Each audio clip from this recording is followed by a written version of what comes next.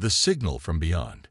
Captain Elena Reyes stared at the holographic display that dominated the center of Sentinel Station's command deck.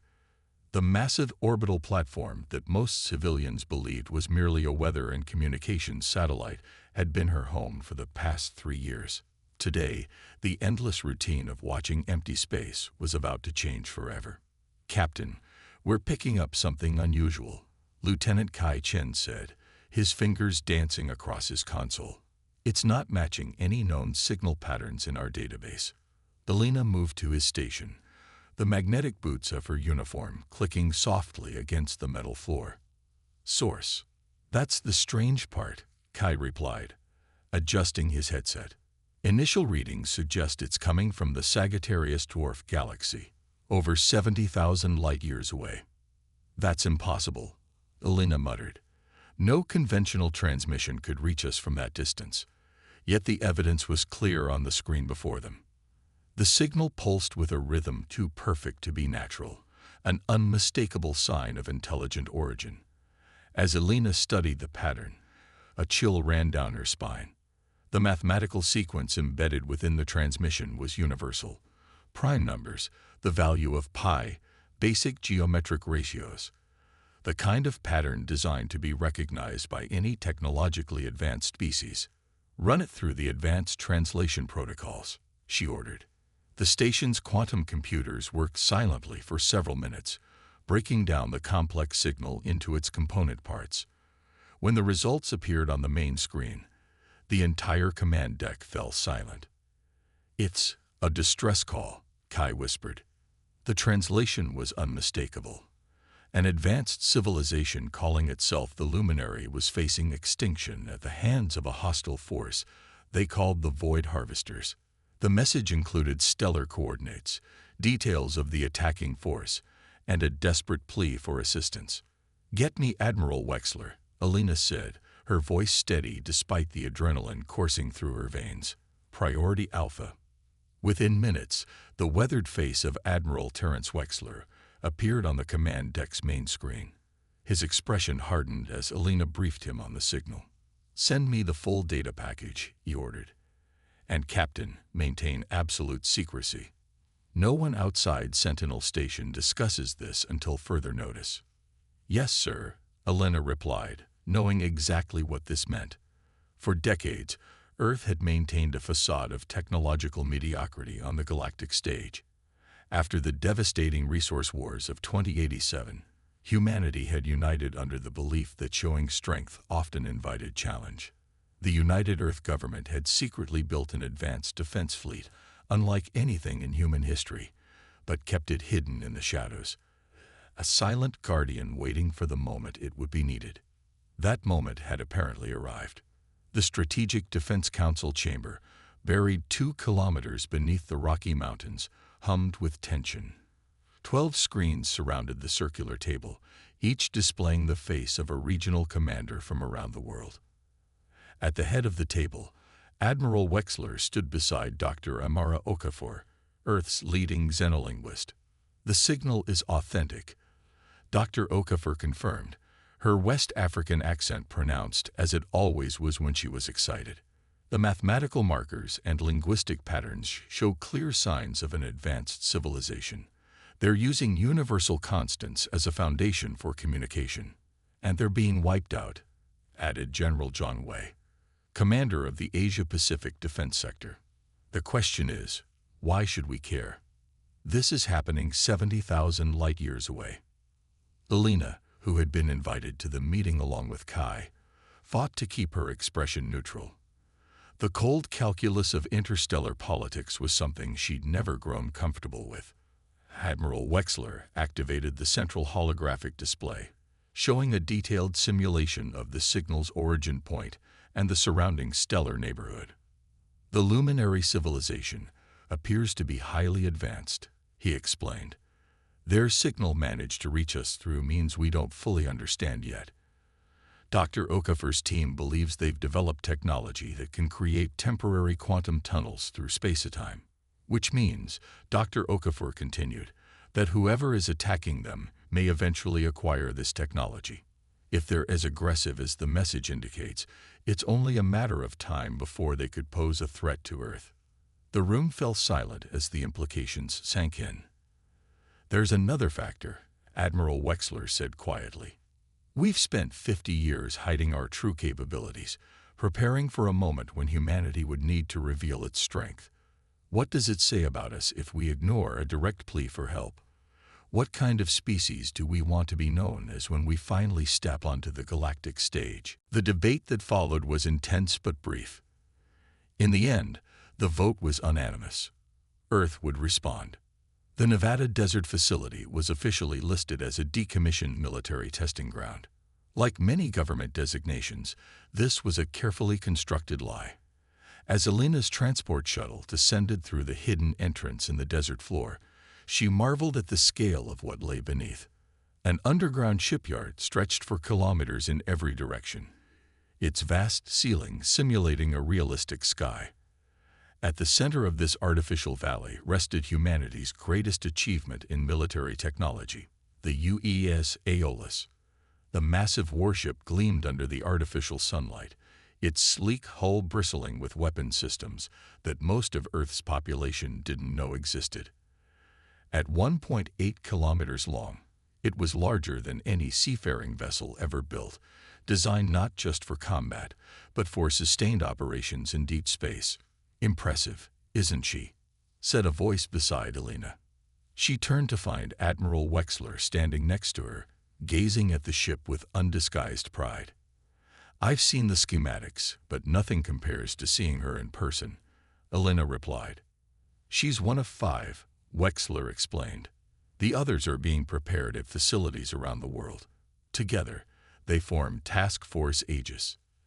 As they walked toward the ship, Wexler continued, "The Council has selected you to serve as first officer under Captain Derek Harding. Your experience at Sentinel Station makes you uniquely qualified for this mission." Alina stopped walking. "Sir, I'm honored, but shouldn't the first officer be someone from the fleet program? I've never served on a deep space vessel." Wexler smiled. "You detected and interpreted the signal, Captain. You have a connection to this mission that no one else does. Besides, you've spent 3 years watching the stars. Now you get to visit them." The next 48 hours passed in a blur of preparations. Crew members were transferred from their secret postings around the world. Supplies were loaded and final system checks were completed on all 5 vessels of Task Force Aegis. Each ship, the Aeolus, Thanatos, Hyperion, Selene, and Helios, represented a different aspect of Earth's military doctrine, from the heavy battleship configuration of the Thanatos to the stealth and reconnaissance capabilities of the Selene. On the bridge of the Aeolus, Alina met Captain Harding for the first time. He was younger than she expected, perhaps in his early 40s, with keen gray eyes that seemed to evaluate everything they saw. "Captain Reyes," he greeted her with a firm handshake. "Your reputation precedes you. Sentinel Station has had the best detection record in the network under your command." "Thank you, sir," Alina replied. "Though I admit this is quite different from monitoring space from a station." Harding smiled. "Different scale, same principle. We watch, we listen, and when necessary, we act." He gestured to the bridge around them. "Get familiar with your station.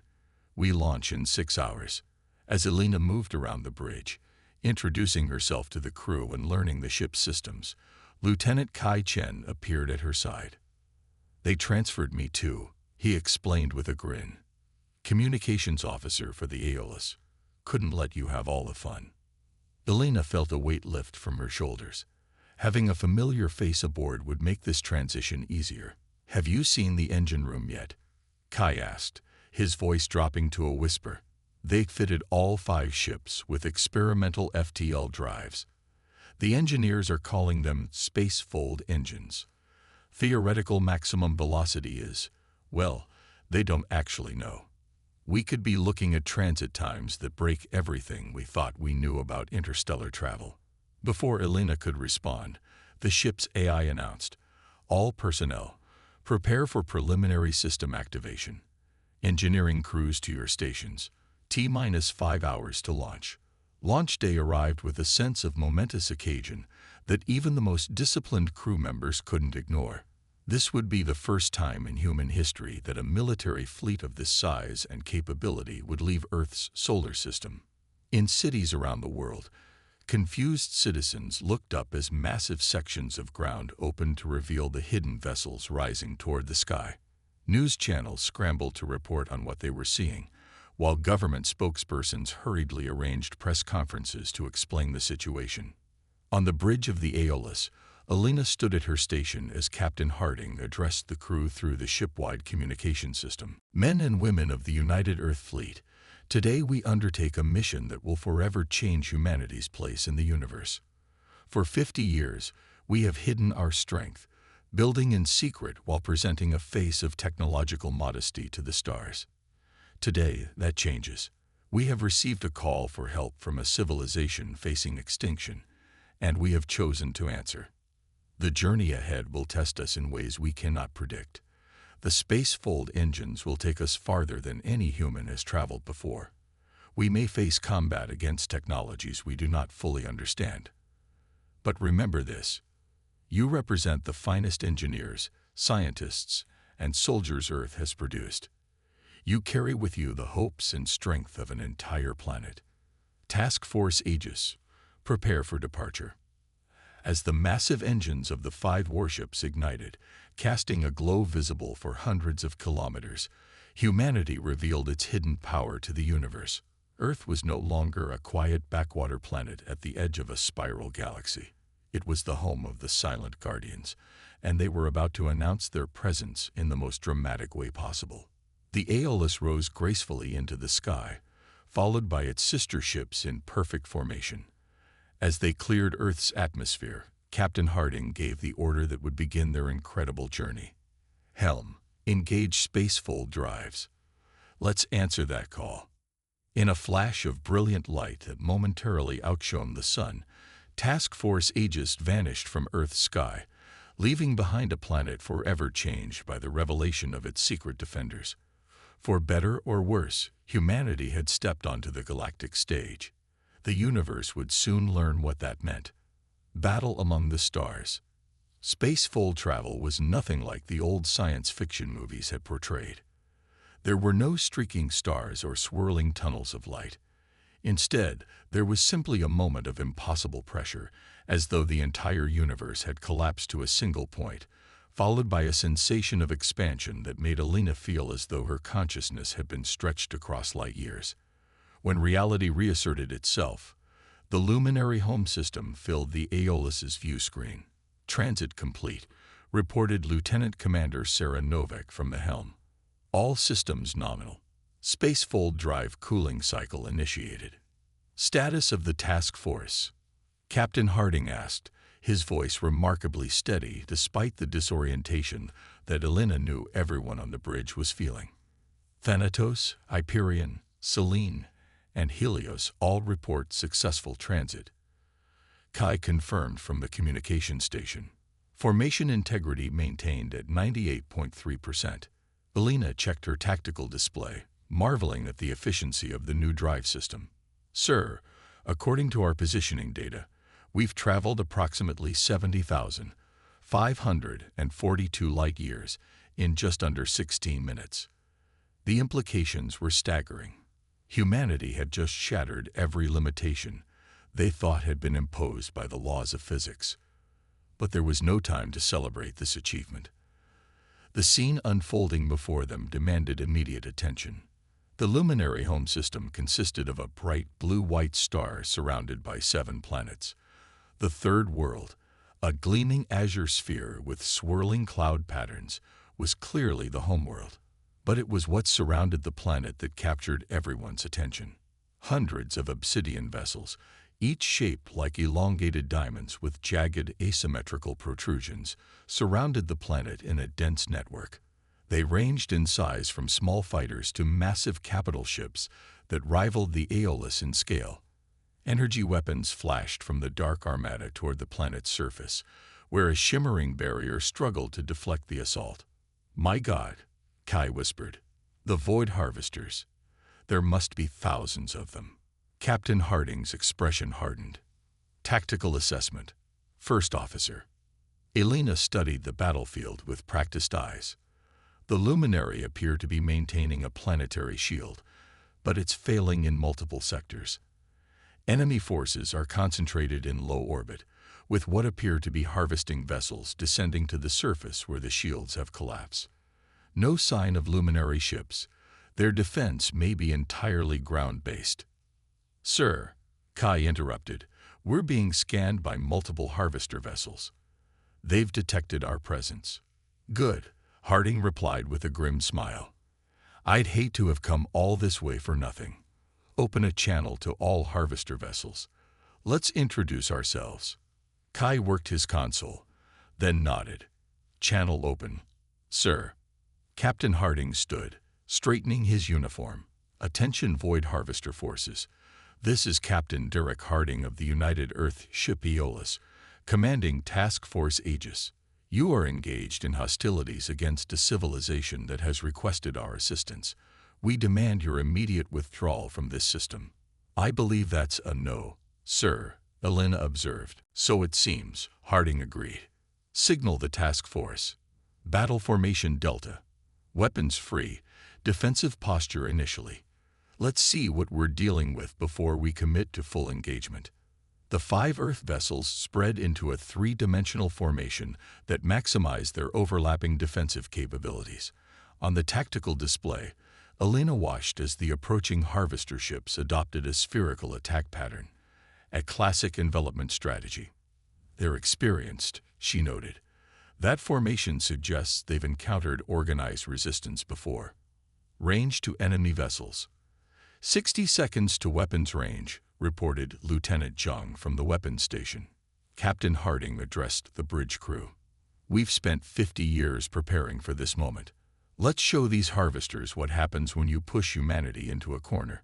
The first attack came not as conventional weapons fire, but as a wave of energy that washed over the Earth vessels, probing their defenses. Some kind of scanning pulse, reported Dr. Eliza Okonkwo from the science station. They're trying to analyze our technology. Let's give them something to think about, Harding ordered. Lieutenant Zhang, target the lead vessel with a tactical pulse from the main cannon. 20% power. Targeting solution acquired. Firing. From the Aeolus's bow, a beam of coherent energy, not light, but something far more exotic, lanced out toward the lead harvester ship. The beam struck the obsidian vessel's shields, which flared brilliantly before collapsing. The energy continued through, slicing cleanly through the ship's midsection. For a moment, nothing happened. Then the harvester vessel split apart, secondary explosions rippling through its severed halves. The bridge crew stared in stunned silence. The weapon had performed far beyond expectations. 20% power, Elena murmured. That was at 20%. The harvester response was immediate and furious. The remaining attack vessels accelerated, unleashing a barrage of energy weapons and what appeared to be solid projectiles wreathed in exotic particle fields. Evasive maneuvers, Harding commanded. All ships engage at will. The space between the two forces erupted in chaos as Task Force Aegis demonstrated the full range of Earth's hidden military technology. The Thanatos unleashed devastating broadsides from its heavy mass drivers. The Hyperion deployed a cloud of advanced combat drones that swarmed the smaller harvester vessels. The Selene vanished from conventional sensors, reappearing behind enemy lines to strike at vulnerable positions, and the Helios activated its solar amplification array, channeling the local star's energy into devastating attack patterns. On the Aeolus, Elena coordinated the task force's movements, while Captain Harding focused on their own ship's engagement. Despite Earth's advanced technology, the harvesters were formidable opponents. Their weapons were unlike anything humanity had encountered, seemingly designed to break down matter at the subatomic level. Shields at 62%, reported Lieutenant Commander Novak, as another harvester barrage struck the Aeolus. That last hit did significant damage to the outer armor layer. They're adapting to our defense patterns, Elena observed, watching as the harvester vessels adjusted their attack vectors.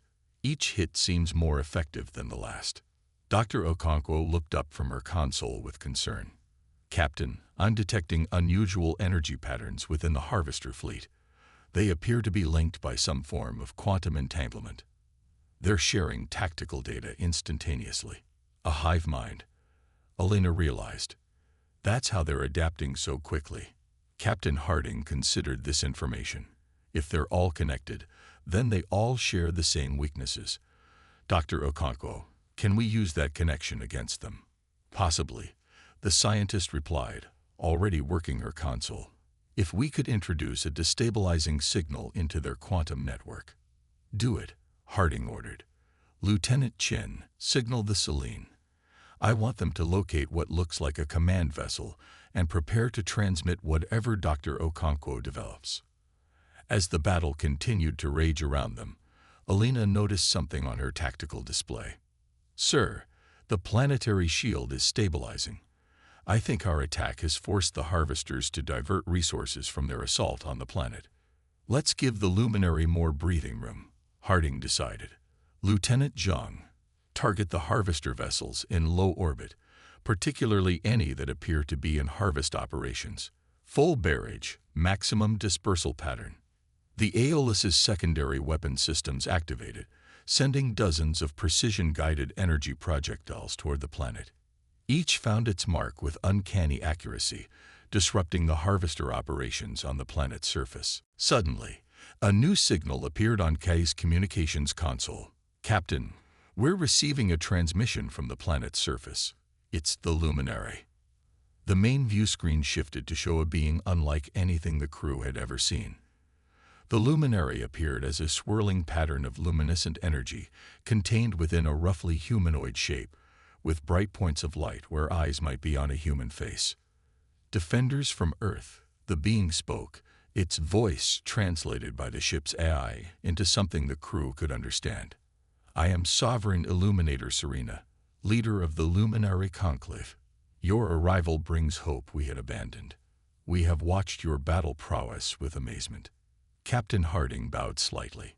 Sovereign Illuminator, we received your distress call and came to offer assistance. We're currently developing a strategy against the Harvester's shared consciousness. We may help with this, Serena replied. Before the invasion, our scientists were studying the Harvester's quantum network. We believe their entire fleet operates on a resonance frequency that can be disrupted. Dr. Okonkwo's eyes widened. If you could share that research. Transmitting now, Serena confirmed. As the data transfer began, the battle took a dangerous turn. The harvester vessels, perhaps sensing the threat to their network, launched a coordinated assault on the Aeolus. Impact after impact rocked the mighty warship. Shields at 37%, Novak reported, her voice tense. Multiple hull breaches on decks 12 through 15. Damage control teams responding. Elena watched as the tactical situation deteriorated. Sir, they're concentrating fire on us. They must have identified the Aeolus as the command vessel. Transfer complete, Dr. Okonkwo announced. The luminary data confirms my theory. If we generate a cascading quantum pulse at precisely the right frequency, we could temporarily disable their entire network. How temporarily? Harding asked. Minutes at most. They'll adapt quickly. Minutes is all we need. The captain decided. Configure our main cannon to generate the pulse. Lieutenant Chen informed the task force of the plan. All ships are to prepare for maximum offensive action the moment the pulse is transmitted. As the crew raced to implement the plan, Alina moved to the captain's side. Sir, generating a pulse of that magnitude will require us to divert power from our shields and engines. We'll be vulnerable. Harding nodded grimly. I'm aware, First Officer. That's why the Aeolus will be transmitting the pulse. The rest of the task force will provide covering fire and prepare to exploit the advantage once the harvesters are disabled. Elena understood immediately. You're making us the target. Sometimes the most effective strategy is also the most dangerous, Harding replied. Besides, they're already focusing on us. Might as well make it count.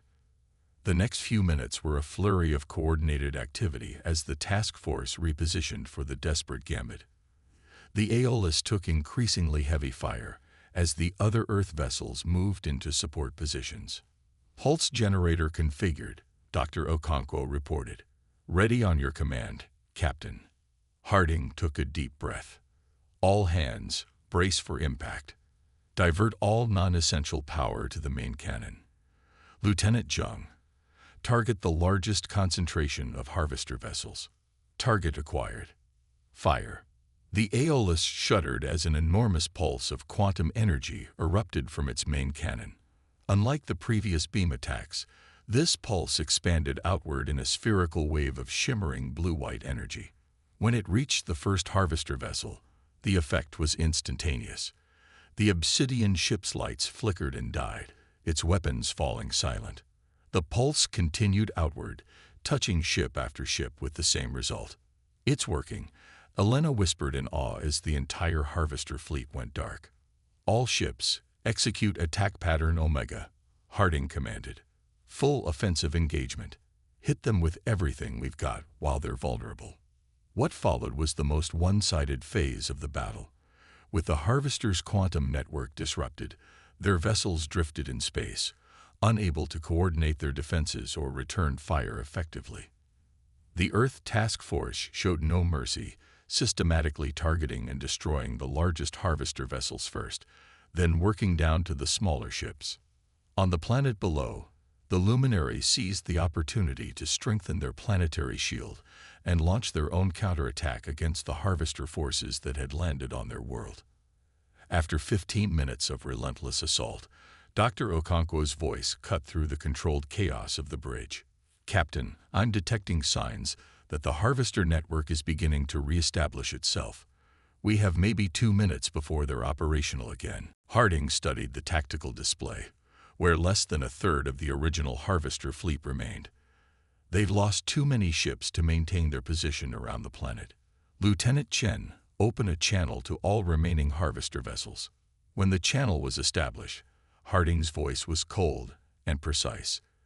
Attention harvester forces, your fleet has been decimated and your network advantage neutralized. We have barely demonstrated a fraction of our capability. Withdraw from this system immediately, or we will wipe out every last one of your vessels. For several tense moments, there was no response. Then, as if acting on a single command, the remaining harvester ships began to pull away from the planet. They formed up into a tight defensive formation and accelerated toward the outer system. They're retreating, Elena confirmed. Long-range sensors show them preparing for some kind of FTL jump. Let them go, Harding ordered. For now. He turned to Elena. First officer, damage assessment. Shields at 12%. Multiple hull breaches contained by emergency force fields. Engineering reports the main drive is operational, but the spacefold system will require extensive repairs. We lost 17 crew members, with 42 injured. Harding closed his eyes briefly in acknowledgement of the loss. When he opened them again, his resolve was clear. Signal the task force. Stand down to condition yellow. Maintain battle readiness, but begin damage control operations. 3 days later, Elena stood beside Captain Harding in the Luminary High Conclave Chamber, a vast spherical room inside the crystalline spire that served as the central governing structure of the Luminary civilization. Around them, dozens of luminescent beings pulsed with patterns of light that Elena had come to understand represented their emotional states. The current pattern, a harmonious, flowing cascade, indicated gratitude and joy. Sovereign Illuminator Serena floated at the center of the chamber, her energy form more brilliant than those around her. Captain Harding, First Officer Reyes, honored representatives of Earth, we have gathered today to express our eternal gratitude for your intervention. Without Task Force Aegis, the Luminary would have faced extinction. We answered a call for help, Harding replied simply, as any sentient species should. Yet many would not, Serena observed, especially not by traveling across such a vast distance and risking their lives for beings they had never met. Her form pulsed with a new pattern. "Our scientists have studied your technology during the repair operations. Your species' advancement is remarkable, particularly for a civilization so young." Elena noted how diplomatic the sovereign illuminator was being. The luminary were clearly far older and, in many ways, more advanced than humanity. Yet there was no condescension in Serena's tone, only genuine respect. "The void harvesters have plagued this sector of space for centuries," Serena continued. "They consume resources and knowledge, incorporating what they learn into their collective. Your victory here will not end their threat, but it has delivered the first significant defeat they have suffered in generations." "Which brings us to an important question," Captain Harding said. "Earth is far from this region of space. We answered your call because it was the right thing to do, but we cannot maintain a permanent presence here." "Nor would we ask you to," Serena replied. "But perhaps this encounter marks the beginning of something new, a partnership between our peoples. The Luminary have much to offer in terms of scientific knowledge and cultural exchange. And Earth has demonstrated qualities that our galaxy desperately needs: courage, determination, and a willingness to stand against tyranny." Elena thought about how much Earth had changed in just the few days since Task Force Aegis had departed. The revelation of the secret fleet had shocked the world, but from all reports, that shock had quickly turned to pride. Humanity had stepped onto the galactic stage, not as conquerors or refugees, but as protectors. "I believe Earth would be very interested in such a partnership," Harding replied. "When we return, I will convey your proposal to the Strategic Defense Council." Serena's form brightened. "Then let this day be remembered as the beginning of a new era, one where distance is no barrier to alliance, and where those who would prey upon the peaceful find themselves opposed by the combined strength of many." As the luminary conclave erupted in patterns of celebratory light, Elena found herself reflecting on the journey that had brought them here. From a mysterious signal detected at Sentinel Station to a battle that had changed the course of a civilization, humanity's first major interstellar intervention had been a resounding success. Earth's silent guardians had remained hidden for 50 years, building their strength in secret. Now that strength had been revealed, not in conquest or aggression, but in defense of those who could not defend themselves. It was, Elena decided, a fitting debut for humanity on the galactic stage. And as Task Force Aegis prepared for the long journey home, carrying with them the gratitude of an ancient civilization and the promise of a new alliance, one thing became abundantly clear. The universe now knew that when a distress call echoed across the stars, Earth would answer, with everything it had.